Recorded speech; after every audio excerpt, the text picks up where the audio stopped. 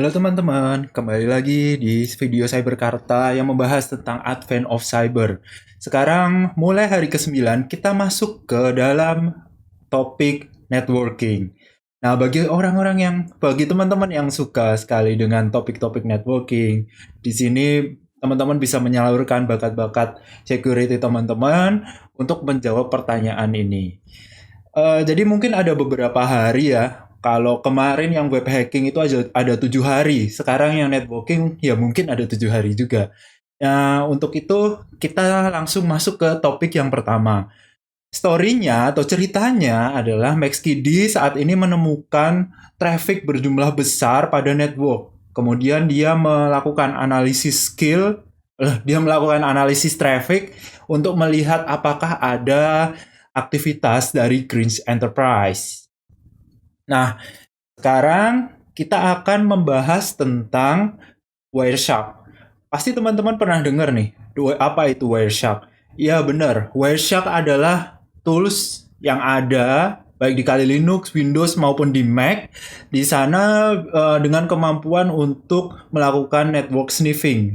Dia bisa mengambil paket-paket yang mana melewati jaringan, kemudian ditampilkanlah ini ke administrator dan kemudian bisa dianalisis oleh administrator.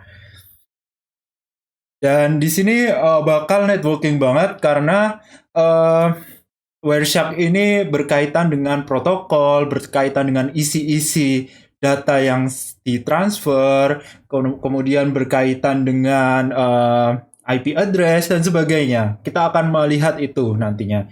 Dan Wireshark ini adalah versi UI-nya dari TCP dump. Jadi kalau teman-teman ada yang udah pernah main TCP dump, ya pastinya bisa dong Wireshark gitu ya. Lalu di sini kita akan tentu saja melakukan analisis. Analisis ini dapat jadi untuk kebutuhan analisis nanti teman-teman akan melakukan filtering pada Wireshark. Jadi ada beberapa tempat ya ada beberapa UI di sini yang bisa dibaca yaitu dari command menu, kemudian display filter. Nanti kita akan main-main di sini di display filter. Kemudian ada paket yang di capture ada di kolom yang kemudian baris ketiga, baris keempat ada detailnya. Jadi kita pilih nanti di sini paket mana yang kita pilih, kemudian di display secara lengkap, secara detail di bagian bawahnya. Kemudian di paling bawah ini ada versi heksadesimalnya. Nah, ini biasanya kalau orang-orang yang advance dia akan melihat di sini. Contohnya melihat misalkan ada exfiltrate data atau enggak gitu kan. Jadi data kan bisa di exfiltrate dalam bentuk gambar contohnya. Nah, nanti bisa dilihat di sini itu benar-benar gambar atau ada data-data yang bisa digelapkan keluar atau enggak. Nah, untuk filternya, Wireshark punya 2 jenis filter. Yang pertama filter untuk ini ya display filter, kemudian ada yang namanya capture filter. Untuk capture filter nanti dia akan menggunakan yang namanya syntax Berkeley packet filter atau BPF. Sintaksnya berbeda antara capture filter dan display filter. Nah, coba kita buka dulu untuk Wireshark-nya. Kalau misalkan teman-teman belum punya Wireshark nih, bisa download di sini nih. Bisa di Windows nanti, atau bisa di Mac, atau kalau di Kali Linux sudah ada langsung diinstal ketika teman-teman install Kali Linux. Udah pre-install di Kali Linux. Coba kita buka Wireshark. Nah, untuk Wireshark ini teman-teman butuh yang namanya root access supaya dia bisa bekerja maksimal. Karena butuh untuk paket crafting, dan paket crafting itu membutuhkan root access di Linux. Jadi masukkan aja passwordnya untuk root access. Kalau di Windows teman-teman run sebagai administrator. Nah, contohnya di sini saya akan melihat traffic-traffic yang ada pada Ethernet 0 milik saya. Dan di sini ada yang namanya display filter ya. Ketika saya ingin mendisplay misalkan UDP gitu ya, kita akan melihat semua traffic UDP.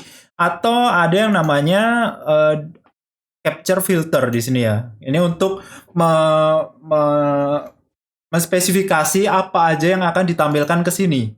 Gitu ya. Jadi yang merupakan capture filter kalau misalkan teman-teman buat, dia akan di-capture ke sini. Jadi dari awalnya itu udah di-filter dulu. Oh, ini mau saya tampilkan, ini yang ini enggak. Tapi kalau display filter hanya sebatas displaynya aja. Misalkan ini UDP ya, saya ingin melihat TCP. Traffic UDP masih ada di belakang layar, tapi nggak ini ya, tapi nggak kelihatan di sini karena dia hanya filter di displaynya aja. Jadi saya ingin contohkan kalau misalkan saya melakukan koneksi ke google.com. Di sini oke, traffic berhasil ya. Nanti pasti tersimpan di sini. Yang kelihatan jelas arahnya ke google.com itu adalah ketika kita melihat yang namanya DNS. Nah, nanti kita DNS itu UDP port 53 di sini kita bisa lihat ya. Nah, salah satu dari banyak ini mengandung value ke google.com. Mana ya tapi udah lost, hilang gitu ya. Coba sekarang facebook.com misalkan seperti itu. UDP port 53 di sini. Nah, ini ada facebook.com nih.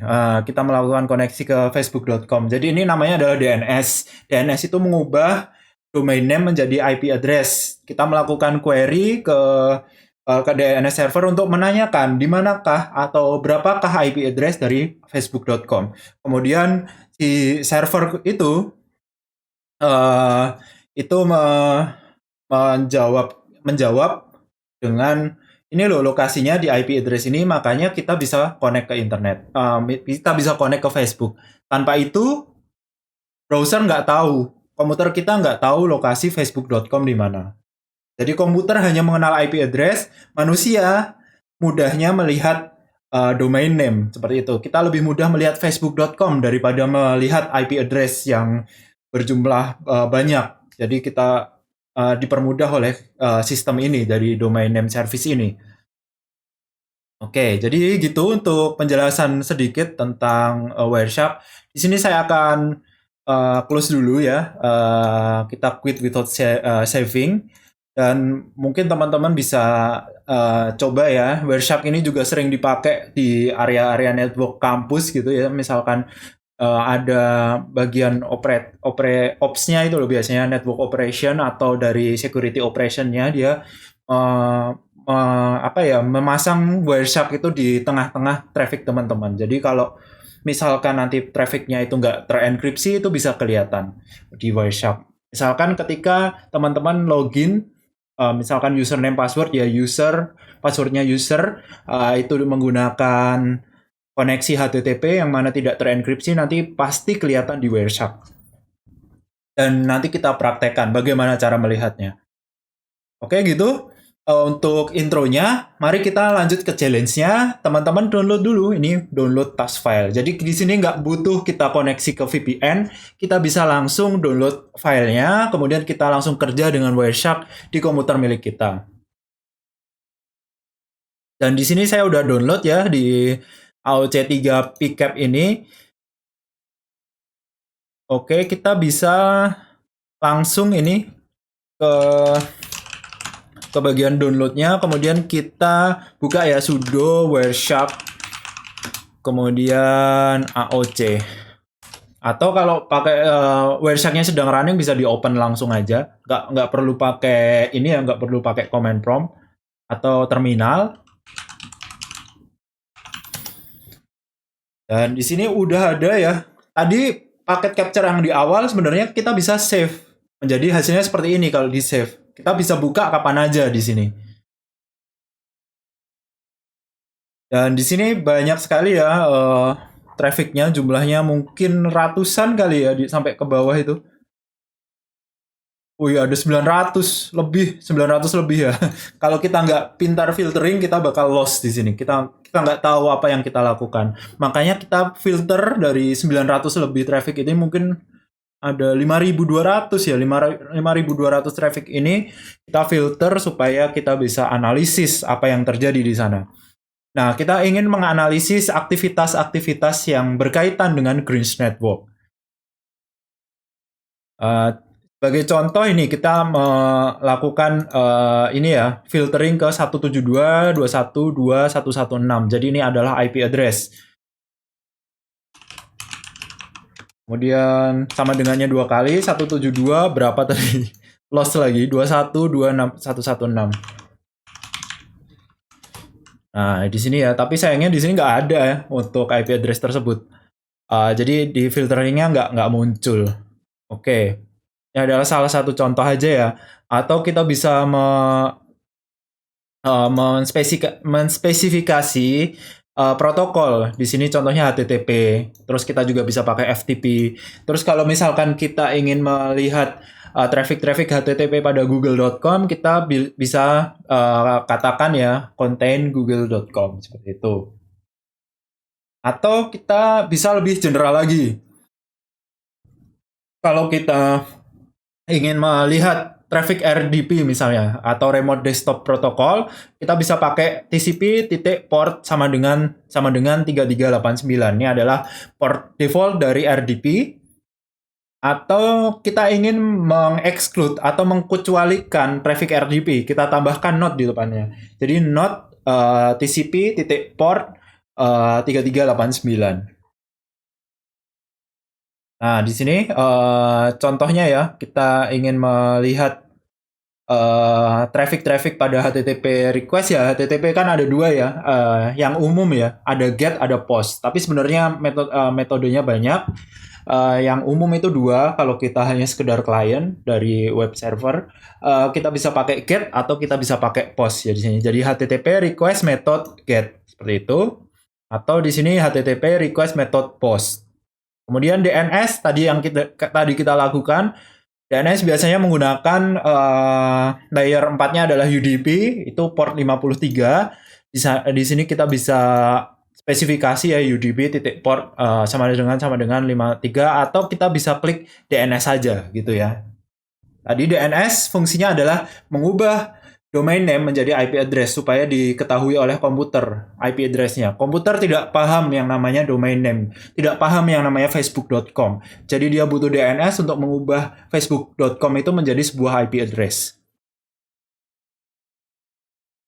Di sini ada query-nya ya, kita bisa lihat query-nya, bahkan kita bisa lebih spesifik lagi ya. Kita mau recordnya record A, record TXT, atau yang lainnya, seperti itu. Bahkan kita bisa buat satu ID di sini. Kita lihat ID-nya nih 0xef8e, ini adalah sebuah heksadesimal, itu bisa di transaction ID-nya itu bisa ditampilkan di sini. Kemudian FTP sama seperti HTTP. Sekarang kita langsung masuk ke challenge-nya. Oke, sekarang kita ingin lihat ya HTTP GET. Kita bisa gunakan seperti tadi ya, http.request.method sama dengan GET.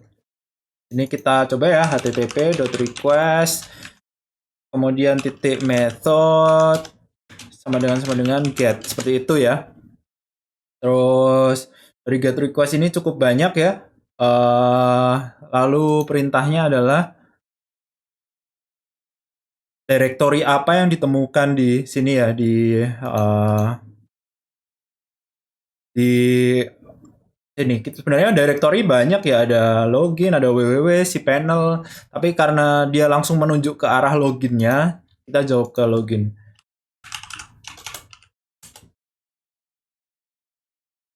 Mungkin kita bisa lihat hint-nya ya. Jadi emang sebenarnya banyak ini ya untuk get-nya. Ada /admin, ada /login dan sebagainya, banyak sekali di sini. Tapi kita jawab aja login karena awalnya kita tadi menunjuk ke login ya di sini di nomor 725 ini. Nomor 725 silahkan lihat di bagian paling kiri. 725 ini adalah login. Kemudian kita ingin ganti ini melihat ke post. Post, kemudian di sini ada login.php. Menarik kan kalau misalkan di sini HTTP ketangkap where shark post request-nya, kemudian bisa ditampilkan dalam plain text. Jadi username password-nya itu kelihatan. Walaupun di servernya tuh terenkripsi, tapi kalau di jalannya tidak dienkripsi, kelihatan juga. Jadi username-nya adalah maxkidi, passwordnya adalah Christmas 2021 tanda seru.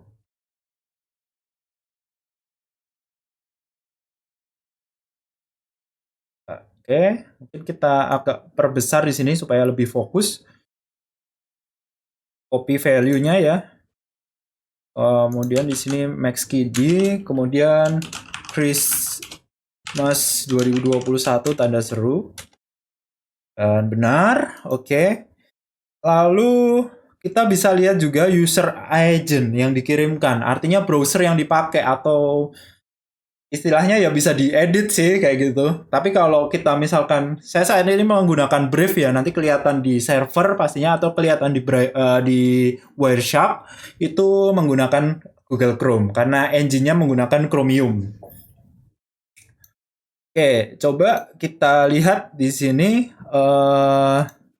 di bagian ini ya, di bagian HTTP-nya, bukan di formulirnya. Kita lihat di bagian HTTP-nya, kita bisa lihat semua header-nya di sini secara jelas kalau nggak terenkripsi. Ada user agent-nya, try hack me user agent, THM, dan ininya ya, dan value-nya ya, kita bisa kopikan value-nya. Copy value, kemudian balik lagi ke ininya, kita bisa jawab di sini. Oke, submit. Kemudian sekarang kita akan melihat DNS, tentang DNS. Jadi DNS pun ada banyak ya. DNS itu ada TXT, ada A, ada CNAME untuk recordnya. Kita ingin lihat spesifiknya TXT. Dan DNS TXT ini biasanya digunakan untuk kayak semacam deskripsi lah, seperti itu untuk DNS query.